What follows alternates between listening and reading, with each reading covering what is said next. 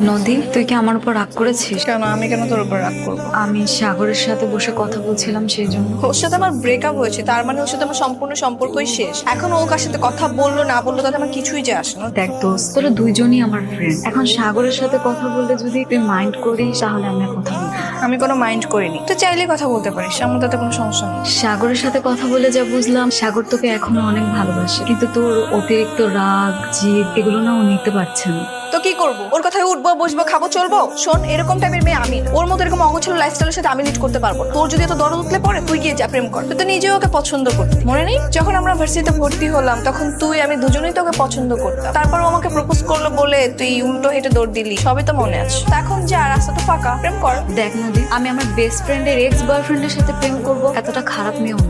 তুই প্রেম না করলেও ও ঠিকই অন্য কোনো মেয়ের সাথে প্রেম করবে। তুই যেহেতু পছন্দ করিস তুই প্রেমটা কর, সমস্যা কোথায়?